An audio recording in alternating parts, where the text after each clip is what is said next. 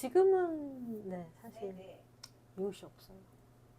이걸 살릴 수 있을지 모르겠지만 뭐 일단 네, 이웃이 없고요.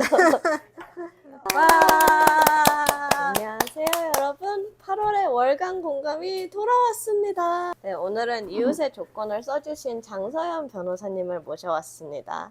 반갑습니다. 반갑습니다. 와주셔서 감사합니다. 감사합니다. 네, 그 전에 저희 장변님을 모셔서 얘기를 좀 듣기 전에 8월에 나왔던 공감 활동 소식 내용을 잠깐 소개하자면 이제 백소연 변호사님이 적어주신 피해가 이게 제목이 좀 어려운데 잇 괄호치고 얻는 대 가로 닫고 대 업 가로치고 없어졌 가로 닫고 씁니다. 그러니까 피해가 있었는데 없어졌습니다가 있습니다. 그래서 형법 제 289조 인신매매 조항을 적용할 때 이제 인신매매 방지법과 성매매 처벌법 그리고 이주 배경을 고려한 적용이 필요하다고 얘기해 주셨어요.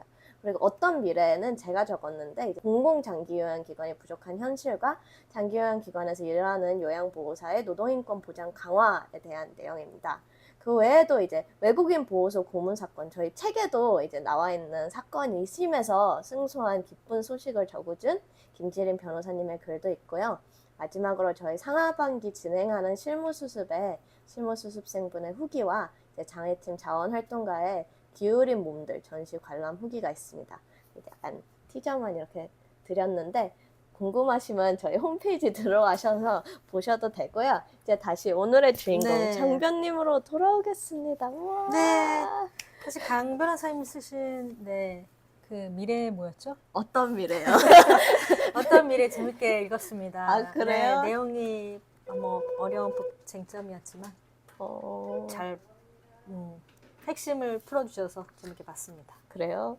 제목은 잘 기억은 안 나지만 어떤 미래? 네. 기억에 남는 제목은 아니에요. 이웃의 조건 정도는 돼야죠.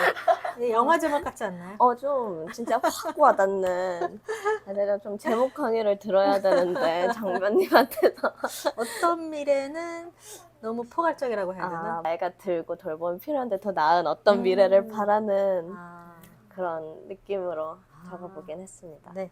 하여간 이웃의 조건을 돌아와서 네. 그래서 국토교통부가 이번에 공공임대주택 표준임대차 계약서 내용을 개정한 것을 비판하는 글을 써주셨는데요. 이게 어쩌면 국토교통부가 생각했던 이웃의 조건인 것일까요? 그러니까 국토교통부가 이제 지난 8월 1일부터 이제 시행하게 되는 그 공공임대주택 표준임대차 계약서의 내용을 이제 개정을 했는데 그 전에는 없던 임차인의 의무 부과를 하고 있고 그 의무를 이제 위반한 경우에는 계약 이제 갱신을 거절하거나 또 계약을 해지할 수 있도록 되도록 했는데요. 그러면 임대차 주택 계약서를 해지한다는 건 그냥 언제든지 그냥 거기서 쫓겨날 수도 있다라는 얘기일까요? 그렇죠. 그 의무를 이제 위반한 경우에 하는데 그 의무가 어떤 거냐면 그 표준 임대차 계약서에 내용이 나와요. 그러니까 4가지인데 첫 번째가 뭐 쓰레기를 무단으로 투기하거나 쌓아두는 행위, 또 뭐 소음 악취 등으로 이웃 주민에게 불편을 주는 행위, 또 폭행 폭언 등으로 이웃 주민에게 위해를 가하거나 불안을 조성하는 행위, 또 그 밖에 공동생활의 평온과 질서를 현저히 방해하는 행위 이렇게 규정하고 있는데 이것을 뭐 얼핏 보면 좀 이런 좀 타당해 보여요. 왜냐하면 뭐 이웃 주민 저도 아파트에 살지만 층간 소음이라던가 그걸 반복해서 뭐 시끄럽게 한다거나 뭐 쓰레기를 쌓아둔다거나 또는 욕을 해서 뭐 어떤 좀 불안하게 한다거나 그런 이웃하고 살고 싶지 않잖아요. 타당해 보이지만 계약서에서 근데 그런 내용을 본 적은 없긴 한 것 같아요. 그렇죠. 보통 이제 임대차 계약서에는 이제 없죠. 이게 왜 하필 또 공공임대주택에만 이런 임차인의 의무 부과를 하는지 이게 좀 하나가 의문이 들었고 왜냐하면 사실 공공임대주택에 살고 있는 입주민의 비율을 보면 대부분 고령이거나 1인 여성 가구가 많고 또는 이제 장애인 또 수급권자 이렇게 좀 많거든요. 어떻게 보면 가난하거나 좀 이제 돌봐줄 사람이 없거나 공공임대주택에 입주하기 전에는 이제 좀 살만한 집에서 이제 살지 못했던 분들의 경우도 이제 많은 거죠. 그러니까 이분들이 그 계약 갱신을 거절당하거나 해지가 돼서 강제 퇴거당하게 되면 사실 살만한 집에 갈 수 없게 되는 그런 이제 상황에 놓이게 되는 거죠. 그래서 이제 두 번째로 들었던 의문이 계약 해지밖에 없나? 그거는 좀 너무 최후의 방법이어야 되는데 이런 이제 문제를 쉽게 해결하려고 하는 거 아닌가? 이런 고민이 들었던 거죠. 그러면 이게 그건 누가 정하는 거예요? 뭐 쓰레기를 무단 투기 몇 번 뭐 쌓아두는 행위는 도대체 뭐고 이런 것들은 누가 그러면 확인하고 누가 퇴거를 할 수 있는 권한을 갖게 되는 거예요? 시행령 개정안이 입법 예고된 거를 이제 관련 뭐 홈리스 행동 단체들이나 뭐 주거권 단체들 또 장애인권 단체들에서 좀 뒤늦게 발견을 하고 반대를 했는데 그 말씀하셨던 것처럼 임대인 또 공공주택 사업자에게 너무 과도한 재량을 부여한다 얘기했던 것처럼 그럼 뭐가 어떤 위반이냐 그래서 너무 좀 자의적으로 결정할 수 있다.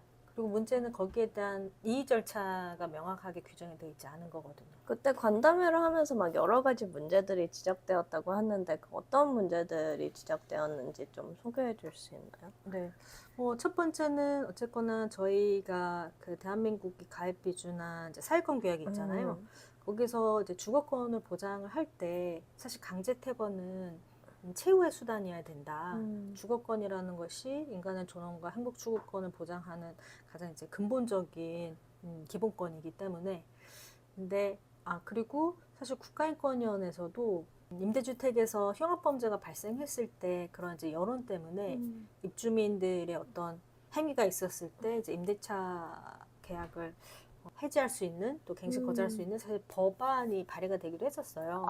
이전에. 네, 근데 이제 국가인권위원회에서 그건 목적은 정당하지만 수단의 적절성이나 침해 취소성에 좀 반한다. 왜냐하면 사실 그 가구에 혼자 살지 않는 가구도 있을 거 아니에요. 그럴 수 두 명이 있죠. 사는데 한 명이 좀 문제 일으켰다고 나머지가 쫓겨날 수도 있고 또 하나는 사실 이게 인권의 관점에서는 이렇게 규제나 강제 퇴거가 아니라 복지 서비스를 제공하고 지원의 관점에서 접근을 해야 된다.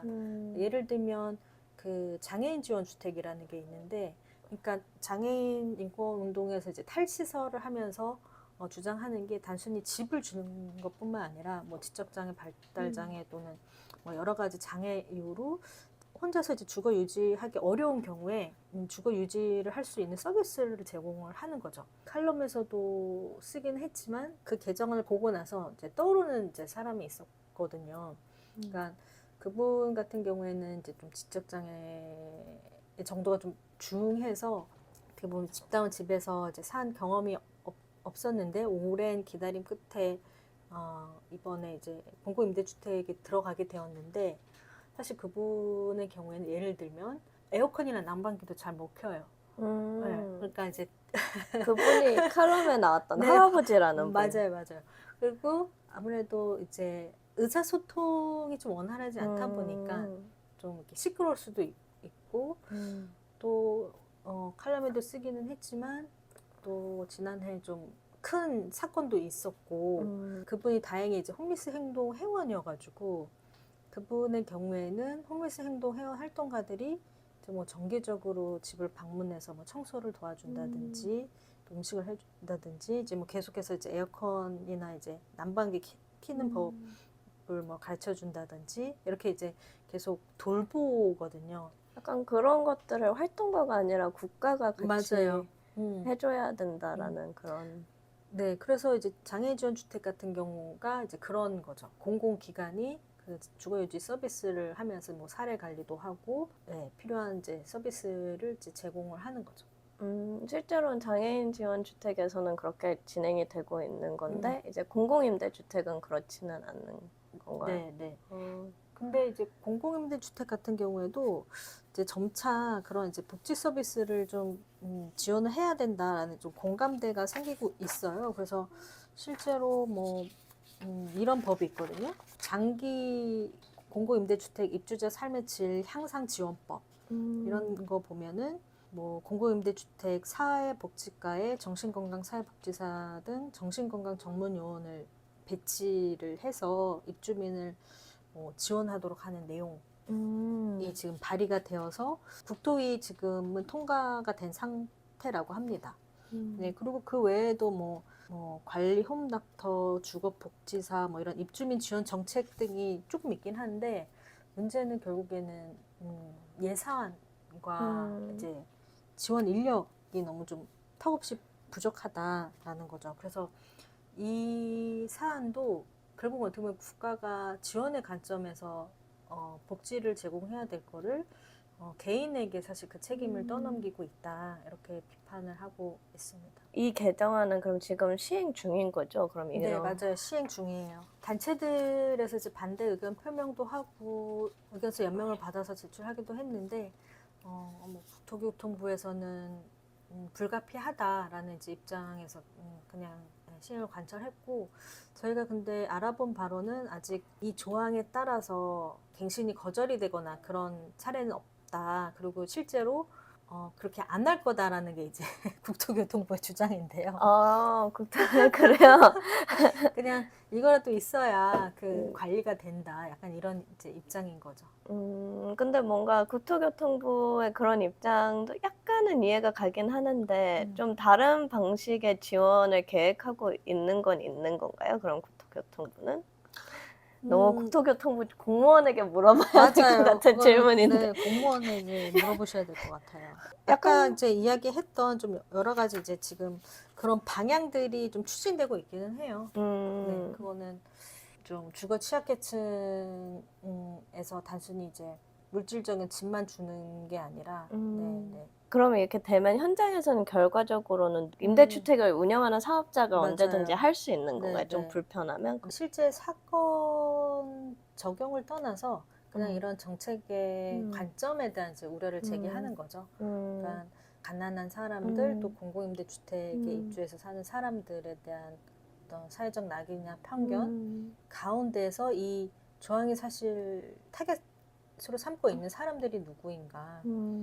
뭐 정신장애인에 대한 어떤 불안이나 공포가 있을 수가 있을 것 같고 어떻게 보면은 이 공공임대주택에 어렵게 이제 들어갔는데 여기서 이제 내쫓겼을 때 갈 곳이 없는 사람들에 대한 그냥 방치. 그러니까 사실 어떤 문제를 해결하려고 하는데 그냥 공동체에서 이제 추방함으로써 그 문제를 이제 해결하려고 하는 그런 관점이 문제다. 네, 이렇게 보고 있는 거죠. 이 글에서 이제 할아버지 얘기를 하고 있는데 이 할아버지 사례처럼 그건 사실 국가가 해야 될 거긴 했지만 어떻게 보면 그 홈리스 야학의 교사와 동료 학생들 활동가들이 이 한 사람을 또 돌보기 위해서 여러 가지 이제 시간을 내고 노력을 한다는 과정이 되게 우리 사회가 나아가야 될 방향을 보는 것 같았어요. 이렇게 함께 살아가기 위해서 불편한 사람들과 같이 좀 견디면서 서로 이제 돌보면서 살아가는 게 공동체의 모습인데 그 공동체에서 어떤 집단을 배제를 하는 그런 이제 정책이 큰 문제다 이런 이제 사실 문제의식에서 이 글을 쓰게 됐습니다. 약간 일종의 약간 국가 갑질 같은 거네요. 사실은 우리가 보통 집을 소유한다고 하면 이런 조건들이 안 붙잖아요. 근데 우리는 언제든 널 내쫓을 수 있고 우리 마음에 드는 틀을 갖추거라 약간 이런 느낌을 주기도 하네요. 글 마지막 부분에 이제 판결문을 하나 인용했는데 이제 네. 관용은 나에게 편안한 사람들과 편안한 삶의 방식을 공유하는 공간을 내어주는 것이 아니라 이제 나에게 불편한 사람들과 불편한 삶의 방식을 함께할 공간을 내어주는 것. 사실 약간 하시고 싶은 얘기를 좀 잘 정리해준 얘기인 것 같아요. 그래서 어떤 사건에서 나왔던 문구고 약간 이 사건에서 기억났던 이유는 무엇인가요? 이 문구는 그 2013년에 서울 서부지방법원에서 그 처음으로 그러니까 성확정 수술 중에서 외부 성기 형성 수술을 하지 않은 경우에도 트랜스젠더 성별 정정 허가를 한 사건이 있었는데 그 이제 결정문에 나왔던 내용이에요. 왜 그걸 여기 인용할 생각을 하셨던 거예요? 그러니까 이제 관용이라는 게 뭐 어떻게 생각하면 이제 사람들이 보통 포용을 생각을 하는데 사실 나하고 비슷하고 나하고 편한 사람들을 이렇게 포용하고 수용하는 것은 너무나 쉽잖아요. 근데 오히려 나에게 불편한 사람들 또 불편한 삶의 방식을 함께 해주는 공간을, 그러니까 나의 공간을 내어준다는 것 자체는 사실 되게 어려운 일인데, 그러니까 그것이야말로 이제 진정한 관용이다. 민주주의 사회에서 다양성을 보장하고 각자의 이제 존엄성을 존중하고 그런 가장 기본이 되는 가치, 관용이라는 거, 그런 걸 말한다. 뜻인 건데, 이 사건을 하면서 왜 그렇게 생각이 나냐면, 내가 한 번도 어떻게 보면 관계를 맺은 적이 없고 경험하지 못했던 그런 이제 대상들에 대한 막연한 어떤 낯섦이나 불안함이나 불편함 이런 게 있을 텐데, 좀 한국 사회가 그런 거에 대해서 너무 관용이 없는 거 아닌가라는 이제 생각이 들었던 거죠. 그래서 좀 물론 이제 국가가 해야 되는 일도 있지만 또 우리도 스스로 같은 뭐 동료 시민으로서 그런 걸 좀 고민해 보면 좋겠다라는 생각에서 네, 이 글을 사실 쓰게 되었습니다. 네, 여러 가지 생각을 하게 되는 것 같네요. 마지막으로 장변님이 생각하는 이웃의 조건이란 무엇일까요? 이 글을 쓰면서도 이웃에 대해서 생각을 해봤는데 저는 저에게 이웃이 없어진 지 굉장히 오래됐다고 생각을 해요.